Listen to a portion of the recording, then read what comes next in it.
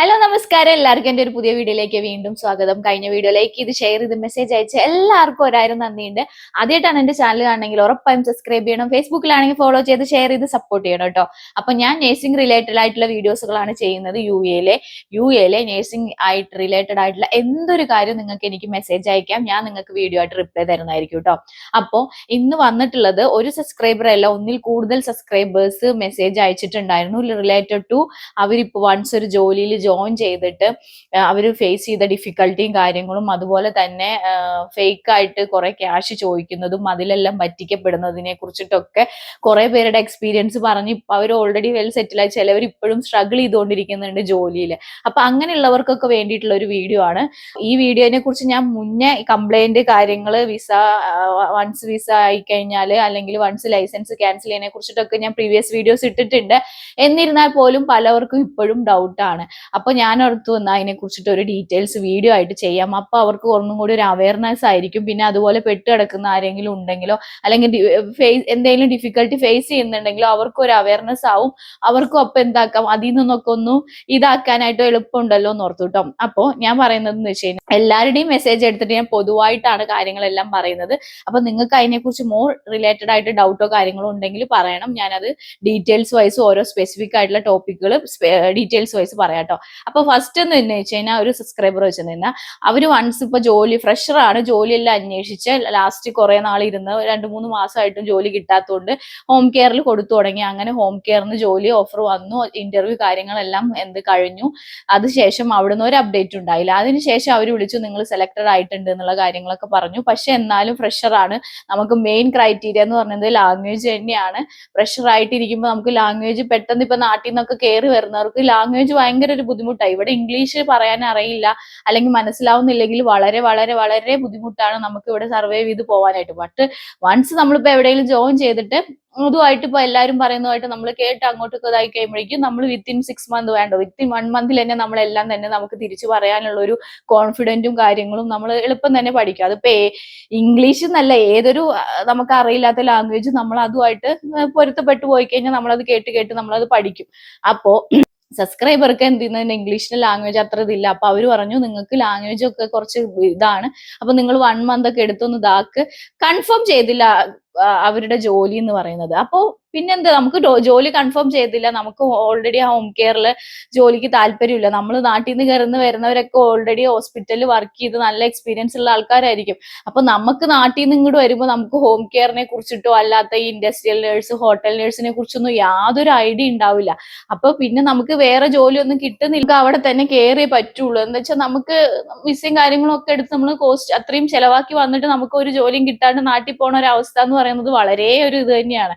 അപ്പൊ നമ്മൾ എന്ത് ചെയ്യും, ഹോം കെയറിലൊക്കെ പോയിട്ട് എന്തെങ്കിലും ആയിക്കോട്ടെ സാലറി കിട്ടുമല്ലോ എന്ന് ഓർത്ത് നമ്മൾ ഹോം കെയർ അറിയില്ലെങ്കിൽ പോലും അതിലൊക്കെ പോയിട്ട് എന്ത് ചെയ്യും, ഇന്റർവ്യൂ അറ്റൻഡ് ചെയ്തിട്ട് നമ്മൾ കുറഞ്ഞ സാലറിക്ക് ആണെങ്കിലും കയറും. അങ്ങനെയൊക്കെ ഞാനും കയറി ജോലി എടുത്ത ആള് തന്നെയാണ്, ഹോം കെയറും ക്ലിനിക്കിലും ഒക്കെ കേട്ടോ. അങ്ങനെ കയറി, അതപ്പോ അവരുടെ അപ്ഡേറ്റും കാര്യങ്ങളും ഒന്നും കിട്ടിയില്ല. അതിനുശേഷം എന്താക്കി, പിന്നെ അവര് വേറെ ജോലി അന്വേഷിച്ചപ്പോൾ അവർക്ക് നല്ല ക്ലിനിക്കിൽ ഓഫർ വന്നു, ഇന്റർവ്യൂ കഴിഞ്ഞു. അതിന് അവർ വീണ്ടും എന്ത് ചെയ്തു, സെലക്ഷൻ ആയിട്ടുണ്ടെന്ന് പറഞ്ഞിട്ടുള്ളത് വന്നു. പക്ഷേ ഈ കമ്പനിയിൽ തിരിച്ചു വിളിച്ചു പറഞ്ഞു എനിക്ക് ഓൾറെഡി അതർ കമ്പനിയിൽ ജോലി കിട്ടിയിട്ടുണ്ട്, അപ്പോൾ ഞാൻ അവിടെ ജോയിൻ ചെയ്യാന്ന് പറഞ്ഞപ്പോൾ ഇവരെന്ത് പറഞ്ഞു, ഞങ്ങൾ ഓൾറെഡി നിങ്ങളുടെ ലൈസൻസ് ആക്ടിവേറ്റ് ആക്കിയിട്ടുണ്ട്, വിസ പ്രോസസ്സിംഗ് ഓൾറെഡി സ്റ്റാർട്ട് ചെയ്തിട്ടുണ്ട് എന്നുള്ള കാര്യങ്ങളൊക്കെ പറഞ്ഞു. നിങ്ങൾക്ക് അങ്ങനെ വേറെ സ്ഥലത്ത് ജോലി ചെയ്യണമെങ്കിൽ നിങ്ങൾ ആദ്യം എന്ത് ചെയ്യണം, ഈ വിസയ്ക്ക് അതായത് ലൈസൻസ് ഞങ്ങൾ എടുത്തതിനുള്ള 1500 രൂപ കോസ്റ്റ് ആയിട്ടുണ്ട്, ആ പേയ്മെന്റ് നിങ്ങൾ ചെയ്യണം, എന്നാലേ ഞങ്ങൾ എന്ത് ചെയ്യുള്ളൂ, ലൈസൻസ് ക്യാൻസൽ ആക്കി തരത്തുള്ളൂ എന്ന് പറഞ്ഞിട്ട് എന്ത് ചെയ്യുന്നു, ഭീഷണി ആ ഒരു സ്വരത്തിൽ എന്താക്കുന്നു, ഈ കുട്ടീനെ അപ്രോച്ച് ചെയ്തിട്ടുണ്ടായിരുന്നു. അപ്പോൾ നമ്മൾ ഫ്രഷർ ആയിട്ട് വരുമ്പോൾ നമുക്ക് ഇതിനെക്കുറിച്ച് ഒരു ഐഡിയ ഇല്ല. ചിലർ ഇതിനെക്കുറിച്ചൊന്നും ഇല്ലെങ്കിൽ 1500 ദറംസ് കൊടുത്തിട്ട് അത് നമുക്കിപ്പോ ബെറ്റർ ക്ലിനിക്കിലെ ജോലി, ഹോം കെയർ ആണോ ക്ലിനിക്കിലാണോ നോക്കുകയാണെങ്കിൽ നമുക്ക് ഡെഫിനറ്റ്ലി ക്ലിനിക്കാണ് നല്ല ഇത്. എന്താ വെച്ചാൽ ഡ്യൂട്ടി അവേഴ്സ് ആണെങ്കിലും സാലറി ബേസ് ആണെങ്കിലും എല്ലാം ക്ലിനിക്കാണ് നമുക്ക് ഒന്നും കൂടി കംഫർട്ടബിൾ. അപ്പൊ എന്തായാലും നമ്മൾ എന്ത് ചെയ്യും, അറിയില്ലാത്തവരൊക്കെ ഉണ്ടെങ്കിൽ എന്താക്കും, 1500 കൊടുക്കണം, അങ്ങനെ ആയിരിക്കും എന്നൊക്കെ പറഞ്ഞ് കൊടുത്തിട്ട് ക്യാൻസൽ ആക്കും. അവര് ക്യാൻസൽ ആക്കും. അപ്പോ ആ കൊച്ചു അങ്ങനെ ചെയ്തില്ല. കൊച്ചു പലരുടെ ചോദിച്ചപ്പോൾ പലതും പറഞ്ഞു. എന്നാലും DHAയുടെ എന്ത് ചെയ്തു, ഡയറക്റ്റ് വിളിച്ച് ചോദിച്ചിട്ട് എന്ത് ചെയ്തു, ക്യാൻസലേഷൻ കൊടുക്കാൻ വേണ്ടിയിട്ട് കൊടുത്തു എന്നാണ് എൻ്റെ അടുത്ത് പറഞ്ഞത്. അപ്പൊ എനിക്ക് പറയാനുള്ളത്, ഇതുപോലെയൊക്കെ ആരെങ്കിലും ഫേസ് ചെയ്യുന്നുണ്ടെങ്കിൽ വൺസ് നിങ്ങളിപ്പോ ജോലിക്ക് കയറിയിട്ട് അല്ലെങ്കിൽ വൺസ് ജോലിക്ക് കയറുന്നതിന് മുന്നേ ആയിട്ട് ലൈസൻസ് ഒക്കെ ആക്ടിവേറ്റ് ആക്കിയിട്ട് നിങ്ങളോട് പറയുകയാണ്, നിങ്ങൾക്ക് ഇപ്പോൾ വേറെ ബെറ്റർ ഓഫർ കിട്ടിയിട്ട് നിങ്ങൾ അതിലേക്ക് പോവുകയാണെങ്കിൽ നിങ്ങളോട് പറയുകയാണ് പറ്റില്ല ക്യാഷ് വേണം എന്നൊക്കെ പറഞ്ഞ് ചോദിക്കുകയാണെങ്കിൽ ഒരിക്കലും നിങ്ങൾ ആരും പേയ്മെന്റ് ഒന്നും ചെയ്യരുത്. അങ്ങനെ ചെയ്യേണ്ട ഒരു ആവശ്യമില്ല. നമുക്ക് അവർക്കെതിരെ ആ ഒരു ചോദിക്കുന്ന കമ്പനിക്കെതിരെ കംപ്ലൈന്റ് കൊടുക്കാനായിട്ടുള്ള എല്ലാ റൈറ്റ്സും ഉണ്ട്. 100% നമുക്ക് കംപ്ലൈന്റ് കൊടുക്കാം. അപ്പൊ നിങ്ങൾ അങ്ങനെ എങ്ങാനും ഇപ്പൊ ജോലിക്ക് ജോയിൻ ചെയ്ത് അവര് നമ്മുടെ ലൈസൻസ് ആക്ടിവേറ്റ് ആക്കി അല്ലെങ്കിൽ നമ്മുടെ വിസ പ്രോസസ്സിംഗ് ഓൾറെഡി സ്റ്റാർട്ട് ചെയ്ത് എന്നിട്ട് എന്താക്കുന്നുണ്ട്, നമുക്ക് വേറൊരു ഓഫർ കിട്ടുക എന്ന് വെച്ചാൽ നമുക്കറിയില്ല നമുക്ക് എവിടെന്നാ സെലക്ഷൻ. അപ്പൊ നമ്മളൊരു 100 ചിലപ്പോൾ കുറെ ഇന്റർവ്യൂസ് അറ്റൻഡ് ചെയ്തിട്ടുണ്ടാവും. അപ്പൊ അതിൽ ചിലപ്പോൾ എല്ലാവരും തന്നെ അറ്റ് എ ടൈമിൽ വിളിക്കണം എന്നില്ല. ചിലവരൊക്കെ ചിലപ്പോൾ നമ്മൾ എവിടെയെങ്കിലൊക്കെ ഒരു ജോലിക്ക് കയറുമ്പോഴായിരിക്കും ഹോസ്പിറ്റലിൽ നിന്ന് കോൾ വരുന്നത് നിങ്ങളെ സെലക്ഷൻ ആക്കിയിട്ടുണ്ട് എന്നുള്ളത്. അപ്പൊ ഓരോ സ്ഥലത്തും ഈ ഓരോ പ്രോസസ്സിങ്ങിനും സമയം എടുക്കും. ചിലവരൊക്കെ 2-3 മാസമൊക്കെ കഴിഞ്ഞിട്ടായിരിക്കും നമ്മളെ എന്ത് ചെയ്തത്, നിങ്ങൾ ഇന്റർവ്യൂ അറ്റൻഡ് ചെയ്തല്ലോ, നിങ്ങൾ സെലക്ട് ആക്കിയിട്ടുണ്ട് അല്ലെങ്കിൽ ഓഫർ ലെറ്റർ ഒക്കെ അയക്കുന്നത്. എസ്പെഷ്യലി ഗവൺമെന്റിലൊക്കെ കുറെ ടൈം എടുക്കും. എനിക്കൊക്കെ ജോലി കിട്ടിയെന്ന് വെച്ചാൽ ഒരു 4-5 മാസം കഴിഞ്ഞിട്ടാണ്, ഇന്റർവ്യൂ കഴിഞ്ഞ് 4-5 മാസം കഴിഞ്ഞിട്ടാണ് എനിക്ക് അവിടുന്ന് വീണ്ടും കോൾ വന്ന് സെലക്ഷൻ ആയിട്ടുണ്ട്. പിന്നെ അത് കഴിഞ്ഞിട്ട് പിന്നെയാണ് ഓഫർ ലെറ്ററും കാര്യങ്ങളൊക്കെ വന്നത്. അപ്പൊ എല്ലാവരും ഇതുപോലെയൊക്കെ ഫേസ് ചെയ്യുന്നുണ്ടാവും. അപ്പൊ നമ്മളിപ്പോ എവിടെയെങ്കിലും വൺസ് കയറി അല്ലെങ്കിൽ നമ്മുടെ ലൈസൻസ് ആക്ടിവേറ്റ് ആക്കി അല്ലെങ്കിൽ നമ്മുടെ വിസ ഓൾറെഡി ആക്ടിവേറ്റ് ആക്കി അല്ലെങ്കിൽ പ്രോസസ്സിങ്ങിലൊക്കെ ആണെങ്കിൽ നമ്മൾ അതിൽ നിന്ന് ഇറങ്ങണമെങ്കിൽ നമുക്ക് യാതൊരു പേയ്മെന്റും ചെയ്യേണ്ട ഒരു ആവശ്യമില്ല. നമ്മൾ എന്ത് ചെയ്യുക, പ്രോപ്പർ ആയിട്ട് എന്ത് ചെയ്യുക, റിസൈൻ കൊടുക്കുക. എനിക്കിപ്പോ ഇങ്ങനെ ഇത് വന്നു, ബെറ്റർ ഓഫർ വന്നു, അതുകൊണ്ട് എനിക്ക് ഇപ്പൊ കണ്ടിന്യൂ ചെയ്യാൻ പറ്റില്ല എന്ന് പറഞ്ഞാൽ പ്രോപ്പർ റിസിഗ്നേഷൻ നിങ്ങൾ അതാത് കൺസേൺ ആയിട്ടുള്ള, അതായത് HR ഉണ്ടെങ്കിൽ HR അല്ലെങ്കിൽ മാനേജർ ആരാണ് വാട്ട് എവർ, ഇപ്പൊ ഹോം കെയറിലൊക്കെ HR അങ്ങനെ അതൊന്നും ഉണ്ടാവില്ലായിരിക്കും, മാനേജർ അങ്ങനെയൊക്കെ ആയിരിക്കും, അല്ലെങ്കിൽ നഴ്സിംഗ് സൂപ്പർവൈസർ അങ്ങനെ, അല്ലെങ്കിൽ ഹെഡ് ഓഫ് ദ നേഴ്സ് ആരാണെങ്കിലും ആർക്കാണോ കൺസേൺ പേഴ്സൺ നിങ്ങൾ എന്ത് ചെയ്യുക, എല്ലാവർക്കും CC വെച്ചിട്ട് എന്ത് ചെയ്യാം, റെസിഗ്നേഷൻ ലെറ്റർ കൊടുക്കുക. ജോയിൻ ചെയ്തിട്ട് നിങ്ങൾ വർക്ക് ചെയ്യുക, അതായത് അവിടെ വർക്ക് ചെയ്തുകൊണ്ടിരുന്നിട്ട് നിങ്ങൾക്ക് വേറൊരു ജോലി ഓഫർ കിട്ടുകയാണെങ്കിലുള്ള കാര്യം ഞാൻ ആദ്യം പറയാം. അപ്പൊ നിങ്ങൾ എന്ത് ചെയ്യുക, പ്രോപ്പർ ആയിട്ട് റിസിഗ്നേഷൻ വെക്കുക. അപ്പോൾ ഓരോരോ എന്താ പറയാ സ്ഥലത്തും ഓരോരോ, ചില സ്ഥലത്തും 3 മന്ത് ആവും എന്ത് റെസിഗ്നേഷൻ പീരീഡ് എന്ന് പറഞ്ഞാൽ, ചില സ്ഥലത്ത് 1 മന്ത് ഉള്ളൂ. അപ്പൊ അത് നിങ്ങളുടെ എന്ത് ചെയ്യുന്നുണ്ട്, നിങ്ങളുടെ ഓൾറെഡി നിങ്ങൾ എന്ത് ജോബ് ഓഫർ ലെറ്റർ കിട്ടും. വൺസ് നമ്മളിപ്പോ എവിടെയെങ്കിലും ഇന്റർവ്യൂ ഒക്കെ അറ്റൻഡ് ചെയ്ത് നമ്മൾ സെലക്ഷൻ ആയി കഴിഞ്ഞാൽ ആദ്യത്തെ പ്രോസസ്സ് എന്ന് പറയുന്നത് അവർ നമുക്ക് ഓഫർ ലെറ്റർ അയക്കും. അതായത് ഇന്നതൊക്കെയാണ് ഡ്യൂട്ടി അവേഴ്സ്, ഇതാണ് നിങ്ങളുടെ സാലറി, ഇതാണ് എന്ത് റെസിഗ്നേഷന്റെ ടൈം പീരീഡ് എന്നൊക്കെ പറഞ്ഞു വെച്ചിട്ട് അവരുടെ എന്ത് ചെയ്യുന്നത്, വിസ നിങ്ങളുടെ അണ്ടറിൽ തന്നെ ഞങ്ങൾ വിസയും ലൈസൻസും ഒക്കെ അത് വരും പറഞ്ഞ് ഫുൾ ഡീറ്റെയിൽസ് വെച്ചിട്ട് അവരെന്ത് ചെയ്യും, ഓഫർ ലെറ്റർ തരും. അപ്പൊ നമ്മൾ അതിൽ ഓക്കെ ആണെങ്കിൽ നമ്മൾ എന്ത് ചെയ്യും, ഓഫർ ലെറ്ററിൽ സൈൻ ചെയ്തിട്ട് അവർക്കത് തിരിച്ചയച്ചു കൊടുക്കും. അങ്ങനെ ഓഫർ ലെറ്ററിൽ സൈൻ ചെയ്തു എന്ന് ഓർത്തിട്ട് നമ്മൾക്ക് എന്ത് ചെയ്യുന്നത്, നമ്മൾ എല്ലാ കാര്യങ്ങളും അവർക്ക് കൊടുത്തതോ അങ്ങനെയൊന്നുമില്ല. അത് ജസ്റ്റ് ഒരു ഓഫർ ലെറ്റർ. അവര് നമുക്ക് എന്ത് ചെയ്യുന്നുണ്ട്, അവരുടെ കാര്യങ്ങളും എല്ലാം വെച്ച് സാലറി എല്ലാം വെച്ചിട്ട് നമ്മളോട് പെർമിഷൻ നിങ്ങൾക്ക് ഓക്കെ ആണെങ്കിൽ സൈൻ ചെയ്യുക. ആ സൈൻ ചെയ്യുന്നത് ആയിട്ട് നമ്മൾ പറ്റില്ല. അപ്പൊ വൺസ് നമ്മളിപ്പോ ഓഫർ ലെറ്റർ സൈൻ ചെയ്ത് കൊടുത്തു കഴിഞ്ഞാൽ പിന്നെ അടുത്ത പ്രോസസ്സ് എന്ന് പറഞ്ഞാൽ നമ്മുടെ ലൈസൻസ് അല്ലെങ്കിൽ എലിജിബിലിറ്റി ലെറ്റർ നമ്മൾ അയച്ചു കൊടുക്കുക എന്നുള്ളതാണ്. അപ്പൊ അവരെന്ത് ചെയ്യും, ലൈസൻസ് ആക്ടിവേറ്റ് ആക്കും. പിന്നെയാണ് നമ്മൾ എന്ത് ചെയ്യുന്നത്, വിസ പ്രോസസ്സിങ്ങും കാര്യങ്ങളൊക്കെ സ്റ്റാർട്ട് ചെയ്യുന്നത്. അപ്പൊ ചിലർക്ക് ഓൾറെഡി വിസിറ്റിംഗ് വിസ ഉണ്ടെങ്കിൽ നമ്മൾ ജോയിൻ ചെയ്തിട്ട് എന്താക്കും, അവർ വിസ പ്രോസസ്സിങ് സ്റ്റാർട്ട് ചെയ്യും. അപ്പോൾ അങ്ങനെ സ്റ്റാർട്ട് ചെയ്തിട്ട് നമ്മുടെ അതിനകത്ത് മെൻഷൻ ചെയ്തിട്ടുണ്ടാവും നമ്മുടെ റെസിഗ്നേഷൻ പീരീഡ് 1 മന്ത്. നിങ്ങൾ അതായത് ജോലി വിട്ടു പോണതിന് മുന്നേ 1 മന്ത് റെസിഗ്നേഷൻ വെക്കണം. റെസിഗ്നേഷൻ പീരീഡ് ഇത്ര മന്ത്. മാക്സിമം എല്ലായിടത്തും 3 മന്ത് 1 മന്ത് ഉണ്ടാവുള്ളൂ. ചില സ്ഥലത്തുള്ളൂ 6 മന്ത് ഒക്കെ ഉണ്ടാവുള്ളൂ. അത് റയർ ആയിട്ട് ചില സ്ഥലങ്ങളിലുള്ളൂ. ഓൾമോസ്റ്റ് എല്ലായിടത്തും 1 മന്ത് അല്ലെങ്കിൽ 3 മന്ത് ഈ കാറ്റഗറിയിലാണ് പോയിക്കൊണ്ടിരിക്കുന്നത്. അപ്പൊ ആ 3 മന്ത് നമ്മൾ എന്ത് ചെയ്യണം, വർക്ക് ചെയ്യണം.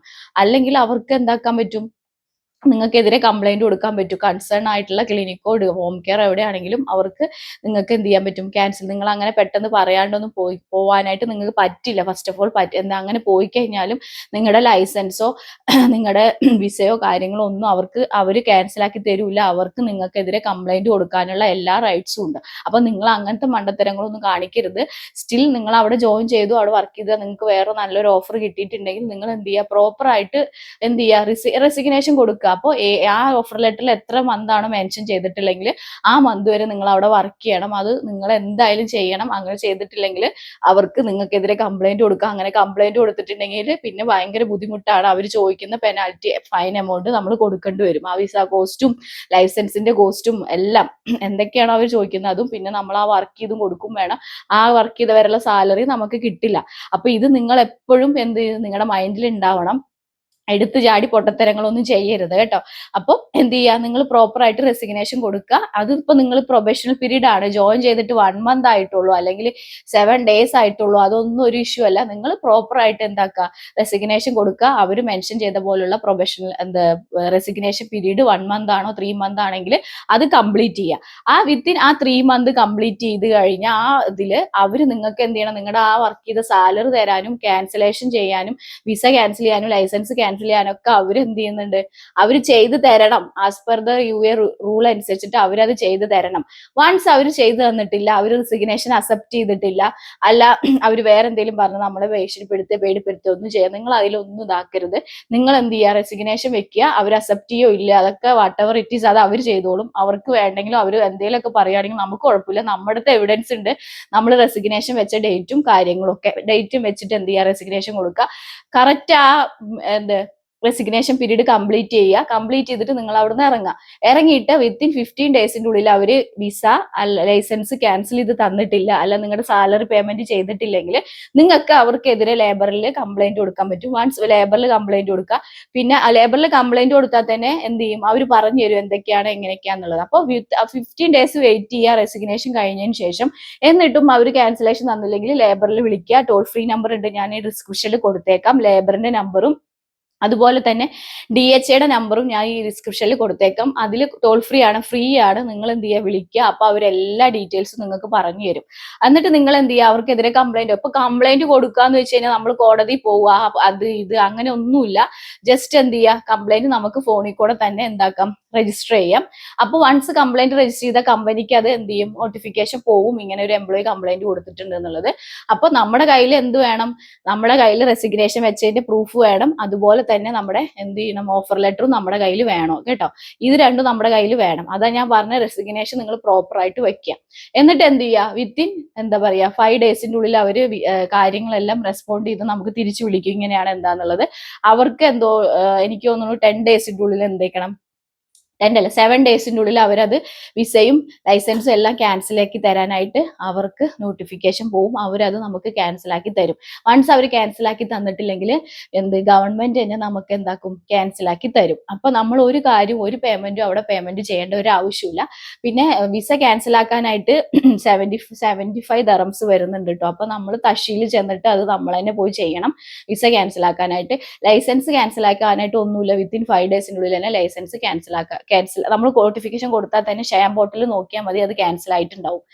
അല്ലാണ്ട് നമ്മൾ ഒരു പേയ്മെന്റ് ചെയ്യേണ്ട. വൺസ് അവർ പേയ്മെന്റ് ചെയ്തില്ലെങ്കിൽ അത് ഗവൺമെന്റിന്റെ ആ വഴിയിൽ അങ്ങനെ പോയിക്കോളും. നമുക്ക് ക്യാഷും കാര്യങ്ങളും നമുക്കത് കിട്ടിക്കോളും. നമുക്കപ്പം എൻക്വയറിയും കാര്യങ്ങളും വരുമ്പോൾ നമ്മൾ ജസ്റ്റ് ഒന്ന് ഹാജരായാൽ മതി. അങ്ങനെയൊന്നും വരാറില്ല. കമ്പനി അപ്പോഴേക്കും വരും. എന്താ വെച്ചാൽ കമ്പനിക്ക് അല്ലെങ്കിൽ ഹ്യൂജ് എമൗണ്ട് ഫൈൻ വരും. അപ്പൊ വൺസ് നമ്മൾ കംപ്ലൈന്റ് രജിസ്റ്റർ ചെയ്താൽ തന്നെ അവരെല്ലാം ചെയ്തോളും.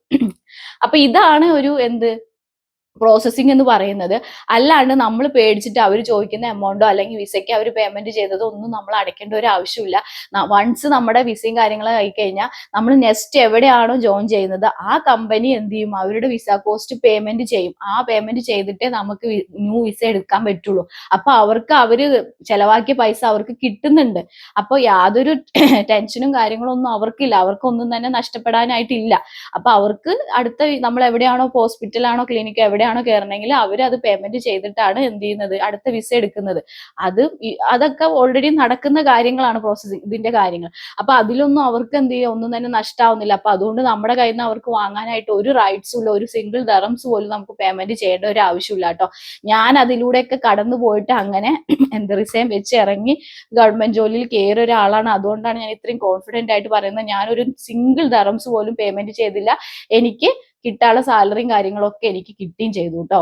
അപ്പോ ആരെങ്കിലും ഇതുപോലെ സ്ട്രഗിൾ ചെയ്ത് ഫേസ് ചെയ്യുന്നുണ്ടെങ്കിൽ ഉറപ്പായും നിങ്ങൾ അതിലൊന്നും പോയി പെട്ട് വെറുതെ കാശൊന്നും കൊടുത്ത് ക്യാൻസലോ കാര്യങ്ങളോ ഒന്നും ചെയ്യരുത്. അതുപോലെ സബ്സ്ക്രൈബർ പറഞ്ഞ പോലെ തന്നെ അവര് ഈ ക്യാൻസലേഷന് വേണ്ടിയിട്ട് ഓൾറെഡി കൊടുത്തിട്ടുണ്ട് എന്നാണ് പറഞ്ഞത്. അപ്പോൾ അവരുടെ പ്രോസസ്സിങ് വിത്തിൻ 5 ഡേയ്സിന്റെ ഉള്ളിൽ തന്നെ എന്ത് ചെയ്യും, ക്യാൻസൽ ആവും. ഷെയർ പോർട്ടലിൽ നോക്കിയാൽ മതി.